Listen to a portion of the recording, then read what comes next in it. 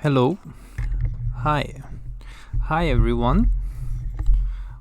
Uh, so today I want to talk about one of my favorite systems of all time, the NeoGeo. And today I want to talk about my top 5 favorite games for this machine. So, for those who don't know, the NeoGeo is a system by SNK. I mean, I guess if you're watching this video, you already know what it is. But just to give a short overview, the NeoGeo was a system designed by SNK, which originally was an arcade system, which was called the MVS, so the multi-video system. And later, they decided to make a home version, which was known as the NeoGeo AES. And this machine is very well known for being quite powerful. At the time of its release, it was very powerful, and it used one of the legendary CPUs, a 68,000 CPU, which is very fast for doing any type of arithmetic. And it was precisely that arithmetic which made a lot of their games very unique. Anyway, the NeoGeo was very well known in not only because you had both the home and the arcade system, but also because what they wanted to do with the NeoGeo was give arcade owners a way of purchasing one system, and then they would change the boards, so they would essentially buy new cartridges instead of switching the whole arcade board. Usually, traditionally, you would have to buy an entire arcade board with a different game. You would simply change the cartridge, and you would have a different game working. So you didn't need to spend a lot of money. So in markets like in Mexico, my home country, this was very celebrated, because usually arcade operators were not rich, yeah. So it was very expensive to keep changing the machines. So when the NeoGeo appeared, they really liked being able to change the games using cartridges. And later, this also was not good for SNK, because they started to figure out how to pirate the games. So they would be able to not only dump the ROMs, but also make fake NeoGeo cartridges. So this also brought the price of keeping these arcade machines low. So that's why in Mexico you will always see arcade machines with KOF 2002, because due to the ROM piracy, it was very easy to just get one original MBS system. So you would buy the base system, and you would buy a bootleg cartridge. So this was one of the downfalls of the system. But this system was quite powerful. I think it is loved by many people, including myself. And today I just want to talk about what I think my top 5 games are. So I think my top 5 list probably will include games people already suspect will be on my list. Just the order is going to be different, and maybe I will have 1 or 2 picks which are a bit surprising. But I think the overall sentiment maybe is reflected with the games I chose. Nevertheless, I will present to you my top 5 favorite games. So I want to start with number 5. And to begin my list, Double Dragon. So I want to start with Double Dragon for the NeoGeo. So Double Dragon came out in 1995 for the NeoGeo, and this was a very surprising title at the time, because when I grew up with Double Dragon, I grew up with a Nintendo game, so the Nintendo game was a beat 'em up. You would go as a side scroller, just beating up people and trying to save your girlfriend. And then I think you had to fight. The two brothers had to fight or something. I don't remember. I was very young, and I was not good at that game, by the way. And I still remember this game fondly as one of the classics of Nintendo.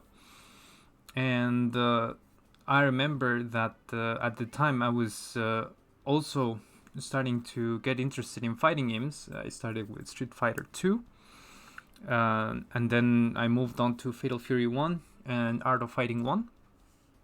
And I started to become really interested in fighting games. They were very fun for me. And then I remember I was, I think like many people, I was just looking at the lists of NeoGeo games. I didn't stumble upon it on an arcade, sadly. I actually played it first via some secret means, but I was looking at the list of NeoGeo games and I was surprised to see Double Dragon on the list. And I remember I booted it up and I was surprised to see that it was a game based on the movie, which I remember was not... I think I liked it, maybe. I sort of enjoyed the movie, but I don't remember too many details about it. But I sure as hell remember this game. So not only did it make an impression with the full motion video intro at the beginning, basically just taken straight up from the movie, I was also very impressed with the music, the presentation of the game, and that you had these huge detailed sprites for all of these characters, including Billy and Jimmy, which for me were sort of heroes at the time. And also the stages were really impressive to me because you actually had the super jump. At the time this was not... I think we were just starting to get fighting games with super jump, which is you have a really high ceiling and you can do combos which... cover a lot of height. So I remember I was just seeing this game and I could not believe there was such a Double Dragon fighting game, which was such high quality, very fun to play. I mean, most of the characters are sort of who cares, right? I mean, who's this guy? I mean, I don't remember them from the Nintendo games or the movie, but then again, I don't remember the movie a lot. But either way, I think the characters work out. I'm just overall very happy with the variety of characters we have. I am very happy with the gameplay. It's very fun. I think they tried something new with the gauge system and the backgrounds, man. I mean, it's just... this game is so beautiful. I think this is a testament of the kind of game you could do on the NeoGeo even in 1995, which is something you simply couldn't see in a Nintendo system at the time. I mean, you could not have sprites this detailed and stages this high, and I think even the PlayStation port is not as good as the actual NeoGeo game, despite being a game from 1995. So Double Dragon for NeoGeo. This is going to be my first pick, and the reason why, because this was very surprising to me. Alright, so let's move on to number 4. So let's see who number 4 is, and boom, Metal Slug 3. Oh yes, baby. Wait, what's happening? Okay, so Metal Slug 3. Oh yeah. So there are essentially 6 Metal Slug games on the NeoGeo, 1 through 5, and then we have X. And if I remember correctly, Metal Slug X is actually just a port of Metal Slug 2 to the improved engine in Metal Slug 3. So essentially what Nazca Corporation had done with Metal Slug 1 is they developed that engine for the shoot 'em up, and then they made Metal Slug 2. This was prior to having having sort of really complex techniques of using the NeoGeo to sort of mitigate lag. At the time of Metal Slug 2, they didn't have those techniques yet. And then once they developed, SNK started to develop those techniques, particularly from KOF games. Nazca went ahead and just revised their engine and developed what became the engine used for Metal Slug 3. So this engine fixed a lot of problems. It tried to fix the lag. I mean, there is still some lag. And it also increased the overall scope of how big your stages could be. And later on, Metal Slug 2 will be ported again to this engine with some modifications, and it is what became Metal Slug X. So my personal favorite here is Metal Slug 3 specifically, and I think a lot of people will agree. And this is just because, I mean, this game is just a swan song all around. I mean, it was released in 2000, which is basically the year SNK said goodbye to their fans. There was another game which came out in 2000 during that goodbye period. And I think, at least in my personal canon, Metal Slug 3 and that other game, which is KOF 2000, those two games are basically a final goodbye letter to the fans of NeoGeo. At least from the original developers of the original SNK team. And Metal Slug 3 specifically is just the scope of this game is just incredible. You start to play it and it feels like it never ends. You go from normal missions on Earth, from the jungle, you go to Chinese cities, and then finally you end up going to space. You fly through using a rocket. So, and not only that, it has a lot of secrets. It has a lot of branching paths. I mean, the difficulty is also for the people who had been playing Metal Slug a lot. I mean, the difficulty is just crazy. So, I mean, I think this is one of the best games, definitely, on the system, and my personal favorite Metal Slug of all time. So, this one is going to be number 4 for me. Let's see if you can guess which one is my number 3. And, well, my number 3, is going to be Twinkle Star Sprites. So, let's see where we have that one. I have that one over here. So, Twinkle Star Sprites. So what is this game? So this game came in 1996, and it was made by a company called ADK Corporation, which was later absorbed along with their IPs to SNK. And I think this is just a highly experimental game. It is probably one of the few combinations we haven't seen anymore. I mean, so I want to explain a little bit of the context of why this game exists.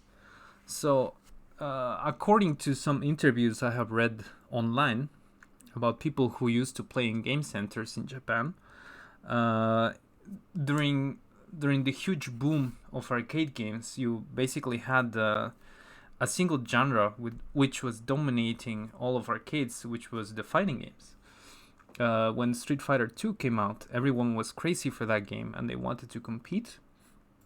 And when people started to see that the players were very interested in competing against each other, they started to come up with ways of maybe not having fighting games, but how to make, for example, games of other genres become interesting competitively. So this is why you started to get certain games with competitive features. For example, Puyo Puyo, which was a competitive puzzle game. You also had games like not Bubble Bubble, but Puzzle Bubble, which is also a game which had a competitive mode. And out of all the genres they tried, there was one which was left out because it was hard to imagine how to make it a game with competition, and that was shooting games. So even though shooting games were very popular, I don't think before Twinkle Star Sprites nobody tried to make a competitive version of shooting games. So traditionally, you would have one player trying to learn the overall best route and getting a high score, but you would never pit that player directly against another. So meaning that the game he would play wouldn't affect the other person's game.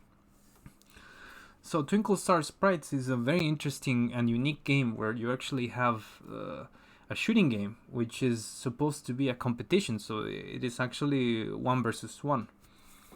So you can think about it as sort of a fighting shoot 'em up kind of game. And I remember when I first played this game, I could not believe such a game existed. And it is very addicting to start to understand the mechanics, learning, for example, the enemy patterns, and knowing when to use your bombs, when to use your charge shots. I mean, it is very interesting. It also has a sort of interesting story if you like stories. And one problem with this game is that it was not very well balanced. So some characters kind of suck, to be honest. So your selection there is not very big in terms of variety, but the game itself is very fun. And I wish one day maybe SNK will think, okay, so this game was very fun. Maybe we can try to make a real sequel. And a modern sequel, because there was actually a sequel made for PlayStation 2. Let me see if we can take a look at a little bit of that game. So there was a sequel for PlayStation 2 called La Petite Princess. Sorry for my, I guess, sort of French. This was sort of a modern take on Twinkle Star Sprites. And the interesting thing about this game, apart from the fact that we never got it in the West, is that it actually had netplay. So this game actually had netplay provided by KDDI. And you actually had lobbies. You could play ranked match, you could play casual match, and you had leaderboards. So all of that modern stuff we now associate with fighting games and other online games was already available in this game. We just never got it. And I find it kind of a bit of a shame that even though this game was equipped with all of that stuff, we never got to play it. So I wish maybe SNK can make something happen with this game. I think I really love it, and I think a lot of people love it. I mean, I have started to see some people play it competitively, not only here in Japan but also abroad. So I think this is a good franchise, and it started in NeoGeo. This was a genre which started there. So this is my number 3. All right, so let's go for the second one. And my second one is boom, Fatal Fury 3 Road to the Final Victory, which came out in 1995. So this game is very special. This game has a very special place in my personal NeoGeo history heart, and I am not choosing it because it has the best gameplay. If I have to admit, the perfected gameplay for Fatal Fury games was realized in Real Bout 2, and later in Garou. Personally, I prefer Real Bout 2, but there is a particular reason why I am choosing Fatal Fury 3. And it is simply because of the sheer amount of nostalgia I get from not only this special promotion movie, which is one of the... I think I just love it. I saw it for the first time. Is that Terry Bogard? I saw it for the first time in a VHS, and it is just incredible because they show you pieces of the development of Fatal Fury 3. You can actually get a glimpse of what they were doing with this game. And you have to think that at the time, this was a huge project because they were taking this beloved franchise, which was Fatal Fury, and they were making a new entry.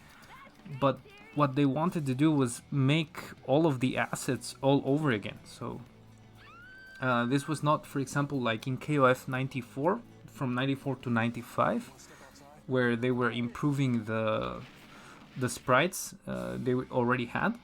In this one, they decided to just revamp it. So they were making all new assets, even different looks for the characters. And one of the particular things about this game is that they went completely insane with the detail in the backgrounds. So not a lot of people know about this, but each background in Fatal Fury 3 has special interactions depending on the characters you pick.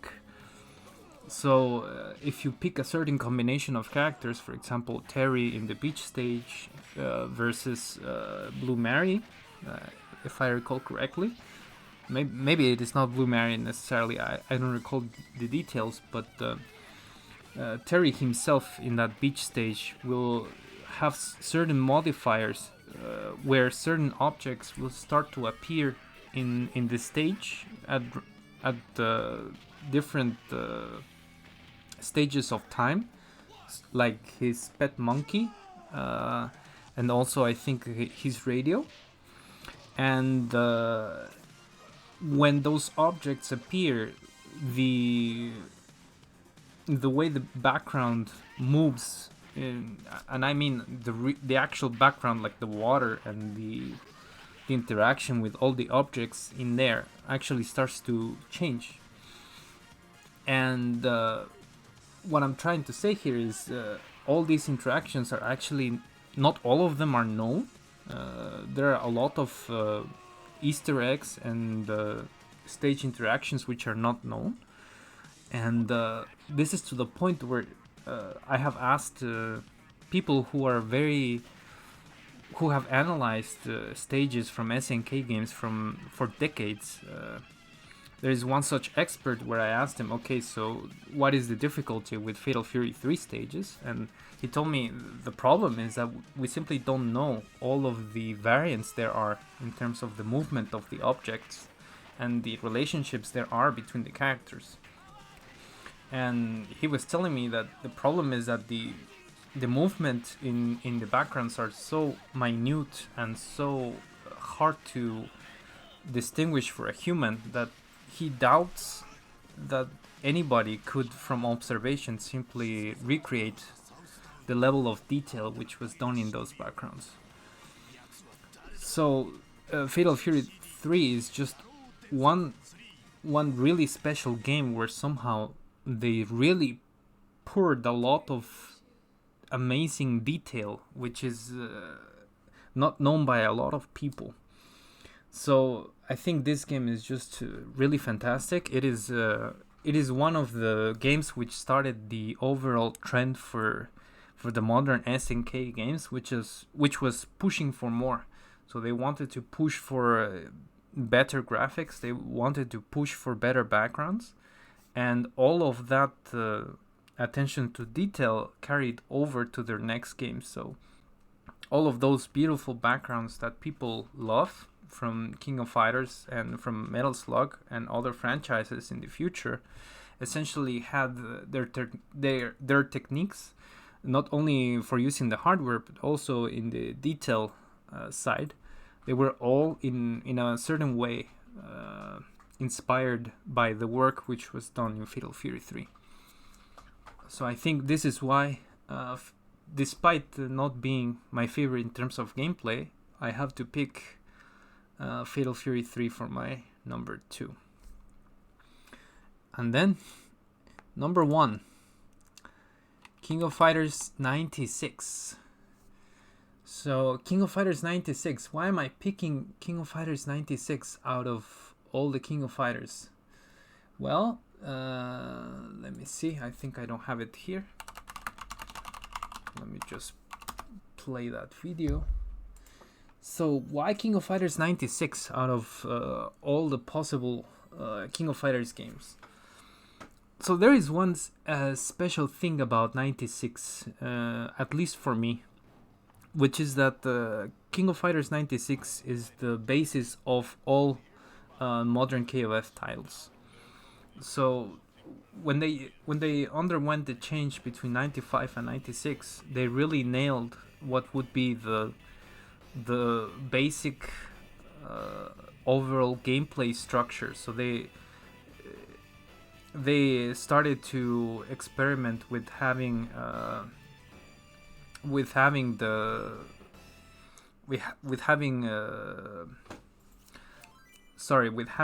different kind of movement. So what they did is in King of Fighters 95, you have a certain type of physics in that game, which is a little bit different from what is used in modern versions, particularly in the hit department. So when you hit another character, the velocities actually were quite a bit.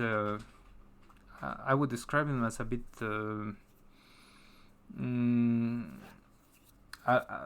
a bit harsh.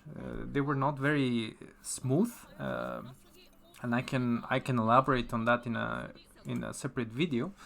And what they did in King of Fighters 96 was really nail the design of all of that of the physics movement in the KOF franchise, and that model for the physics that they chose here is actually what is carried over all the way to the present. So, and this is where they really nailed the design of what the physics would be for the King of Fighters franchise onwards. And also the change in the sprites also gave characters their sort of more iconic looks. I mean, particularly Kyo. His redesign in 96 is basically the basis of every single design he got afterwards. And they really nailed the overall sprite style, which was sort of set in stone by this time. And something interesting is I feel like the backgrounds and the music in this game are just very particularly special.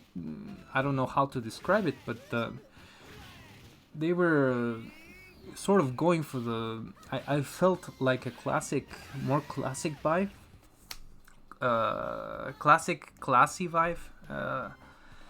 Overall, it really felt like you were playing in a high-class event. This is the impression I got when I was playing this game. And I mean, the game is just fantastic. It was really fantastic. And there was there was one more change they did when they started making this game, which is they introduced for this game, they were actually in need of expanding the capabilities of the NeoGeo. So KOF 96 is actually the start of that trend of making the games more and more complex and including more and more chips to expand the capabilities of their system. So the first game which actually needed that type of expansion for RAM was King of Fighters 96. This is the first one. And we would later see all of these expansions that would later be used all the way to KOF 2003. It would eventually lead them to discover the ability of bank switching.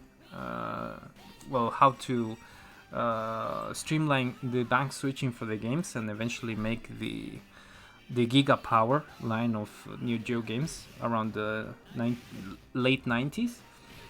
And the game which started it all was King of Fighters 96. So that is just a testament of how complex this new title in the franchise was. So I think for me, King of Fighters 96 is one of the most iconic games in NeoGeo history. It's one of the most important in terms of the amount of innovation it brings to the platform, and also to the probably most iconic franchise, KOF. So I have to pick KOF 96 as my number one. And finally, I have some quick honorable mentions. So, honorable mentions first, KOF 2000. So, KOF 2000. So, why KOF 2000? Well, this is like I said before during Metal Slug 3. This is what I believe to be the second part of that love letter written by SNK to all of the fans of the NeoGeo. And I think KOF 2000 is just really fantastic in terms of not only the presentation and the music, which was, as far as I understand, the last soundtrack written by the original sound team. They also just went completely crazy with the amount of characters and objects which would be in the game, and their goal was not to cut down on assets, cut down on sprites. It was simply to increase the number of objects. So they needed to use that new bank switching technique for storing the data, especially now that they had all of these strikers in the game. So this was a game where you really could not run it in PlayStations at the time. You couldn't run it on PlayStations. You could not run it on Saturns. You really needed a strong system to hold all of these assets in memory. And for the NeoGeo, they had to use a lot of expensive chips. If you wanted to buy a cartridge of King of Fighters 2000 at the time, it was extremely expensive, precisely because of all of those memory chips. But man, it was such a sight to behold. And one of the interesting things which I want to mention, I don't think a lot of people know this, but if you start to analyze the cartridges, the cartridge data for 2001, 2000, and 2002, you can actually find that the objects, for example, if you analyze the object file for K, you will find all of the assets he had in King of Fighters 2000 just left intact. Even if you open his files in 2002 you will still find the original assets from KOF 2000. So this is because when they made this game, they simply had everything just nailed perfectly, set in stone, really well organized. And when Illith came around, they didn't want to, I guess either they didn't want to mess around with it too much, or they didn't know how to get rid of assets they didn't need, but it was so well put together that all of those assets are still there. So this game lives on even in later iterations, even though you cannot see it. So I have to pick 2000 as the first honorable mention. Finally, the second honorable mention for me is Rage of the Dragons. And well, there is a reason for me picking this game, and it is simply because it has such an interesting history. So this game was developed with a company called Evoga, and it was designed actually by a team of people in Mexico. So this was a joint effort between SNK and a team in Mexico making a fighting game, which was loosely based on the franchise loosely based on the Double Dragon franchise, and also I believe sort of based on a little bit on Matrimony. And the result was Rage of the Dragons, and I think this is a very interesting piece of history of the NeoGeo, because I don't think we have ever seen another Mexican team work together with a Japanese studio to make a game, let alone a fighting game. So this is one of the most interesting games in the system. It is actually a tag game. It is not the first tag game. I think that probably goes to Kizuna Encounter, but it is one of the sort of first modern tag games, even before 2003. And the characters have very interesting designs. The sprites are very attractive, and this is one of the most expensive games you can buy on the NeoGeo. It is extremely rare. So I have seen cartridges of this game in Japan go for from $3,000 to $4,000. I don't remember the price. You can try to go to Osaka to one of those game shops and try to buy it, but it is extremely expensive. And well, this game is it's very fun. It has a really nice soundtrack. I think the gameplay is pretty nice. I'm not very happy with the way some of the sort of what are they called? Sort of stylish combos. I don't recall what they're called, but you basically put the opponent in a staggered state and you have to press a certain combination of buttons. I'm not very happy with the way those work, but I think it was a nice idea, and it's one of the nicer games on the NeoGeo. I think it's worth playing, and yeah, if you guys have any time, please check it out. So that's going to do it for me. So that was my top 5 list of favorite games in the NeoGeo, and I was going to talk about Real Ball 2, but I already talked about it sort of in the Fatal Fury 3 section, so I don't think we need to talk about it for now. So yeah, this is going to be all from me, and thank you for watching. If you have any comments, please leave it down below. If you like the video, please give me a like, and if you want to listen to more videos about